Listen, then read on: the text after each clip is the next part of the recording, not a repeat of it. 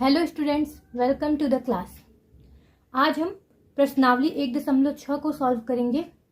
चलिए देखते हैं सवाल क्या कह रहा है। पहला सवाल है, ज्ञात कीजिए 64 के घात 1/2। तो हम जानते क्या है, 64 को हम लिख सकते हैं 8 गुणित 8, 8 अठाई 64, उस पर घात है 1/2। अब 8 का स्क्वायर हम करेंगे 8 के घात 2 के घात 1/2। इस 2 से इस 2 को कैंसिल करेंगे तो आंसर हो जाएगा हमारा 8। यहाँ है 32, दूसरा सवाल। 32 के घात 1/5। तो सबसे पहले हम 32 का गुणनखंड कर लेंगे। गुणनखंड करेंगे तो क्या आएगा, 16 दूना 32, 8 दूनी 16, 2 चौक 8, 2 दूनी 4 और 2 एकम 2, 1 2 3 4 5। तो यहाँ हम लिखेंगे 32 को 2 के घात 5, उस पर घात लगा है 1/5। यहाँ 5 गुणित 1/5 है तो इस 5 से ये 5 कट जाएगा और उत्तर आएगा आपका 2। इसी तरीके से अगला सवाल है 125 के घात 1/3। हम 125 का गुणनखंड करेंगे तो 5 से भाग देंगे, 5 दूनी 10, 5 पचा 25, फिर 5 पचा 25 और 5 एकम 5। ये 5 3 बार आया है तो इसे हम लिख सकते हैं 5 के घात 3। इसके घात हो जाएगा 1/3। इस 3 से इस 3 को काटेंगे तो आपका उत्तर होगा 5। चलिए दूसरा सवाल क्या कह रहा है, इसी तरीके से आपका दूसरा सवाल भी है। कह रहा है ज्ञात कीजिए 9 के घात 3/2। तो हमें करना क्या है, हम 9 का गुणनखंड देखेंगे। 9 का गुणनखंड होता है आपका 3 त्रिका 9, 3 एकम 3, यानी 3 के घात 2 और उस पर पूरा घात है 3/2। हमें ये 2 मिला है और ये 2, तो ये कैंसिल होगा 2 से 2। 3 के घात क्या कितना बचा, 3।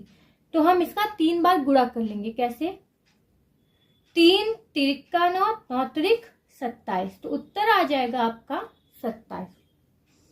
32 के घात 2/5। अभी हमने 32 का गुणनखंड देखा था, क्या था 32 का गुणनखंड, 2 के घात 5।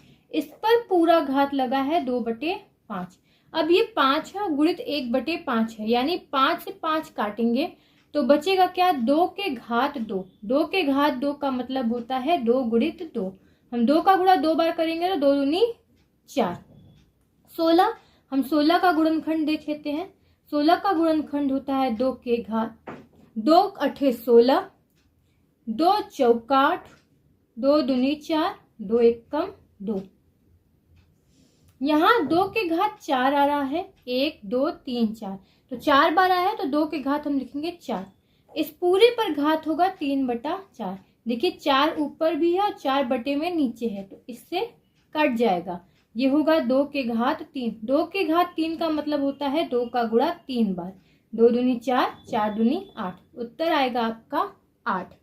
इसी तरीके से 125 है तो हम 125 के लिए क्या करेंगे, इसका गुणनखंड करेंगे। आपने अभी तुरंत किया था, 5 का घात 3 आता है 125 का, हमने गुणनखंड किया 5 के घात 3, पूरे के घात -1/3 है। हमारा ये घात तो कट गया 3 से 3, आंसर आया 5 के घात -1। देखिए ये -1 है, इसको हम लिख सकते हैं 1/5 के घात +1, यानी 1 का गुणा 5 का गुणा 1 बार तो 5 एकम 5। चलिए तीसरा सवाल देख लेते हैं। तीसरा सवाल कहता है सरल कीजिए 2 के घात 2/3 गुणित 2 के घात 1/5। तो हमें करना क्या होता है, 2 के घात 2/3 गुणित है 2 के घात 1/5।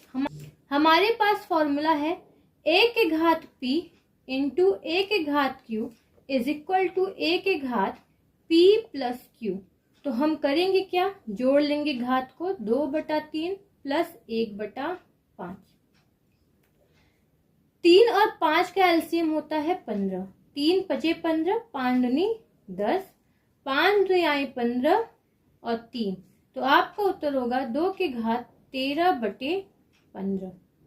चलिए इसी तरीके से अगला सवाल देखते हैं। तीसरे का दूसरा सवाल कहता है 1/3 की घात 3 पूरे के घात 7 है। तो हम लिखेंगे 1 के घात 7 बटे 3 के घात 3 पर 7। अब ये होगा 1 के घात 7, 1 पर कितना भी घात लगा हो उसका मान आपका 1 ही आता है। तो हम इसके लिए लिखेंगे 1/3, इसका गुणा करेंगे 3 सते 21। तो ये आपका हो गया उत्तर। यहाँ फॉर्मूला लगा है a के घात m पूरे के घात n बराबर a के घात m गुणित n। इसी फॉर्मूले का यूज करके इस दोनों का गुणा किया गया है 3 सते 21। अब अगला सवाल देखते हैं हमारा क्या कह रहा है। 11 के घात 1/2 पूरे का बटे 11 के घात 1/4। हमारे पास एक फॉर्मूला होता है a के घात p बटे a के घात q बराबर a के घात p माइनस q। तो यहाँ a का काम 11 कर रहा है, तो हम करेंगे 11 के घात 1/2, माइनस लगाना है, माइनस ये ऊपर जाता है तो माइनस हो जाता है, -1/4। हम सॉल्व करेंगे तो 2 और 4 का एलसीएम होता है 4, 2 दूनी 4, 2 हो गया, -4 एकम 4 तो -1 हो गया। यहाँ आएगा 11 के घात 2 में से 1 गया 1, 11 के घात 1/4। ये हमारा आंसर हो जाएगा। अगला सवाल देखिए है 7 के घात 1/2 गुणित 8 के घात 1/2। तो हमारे पास एक फॉर्मूला होता है a to the power m into b to the power m is equal to a into b whole to the power m। तो यहाँ हमें करना क्या है 7 गुणित 8 पूरे के घात 1/2। 7 का गुणा 8 में करेंगे तो 56 आएगा, 56 के घात 1/2। ये हमारा आंसर हो जाएगा। चलिए यह प्रश्नावली यहीं पर होती है समाप्त। मिलते हैं अगले क्लास में। इस प्रश्नावली में यूज किए हुए घातांक के सूत्र को मैं इसमें लिंक कर दूंगी और आप उससे घातांक के सूत्रों को आसानी से समझ सकते हैं।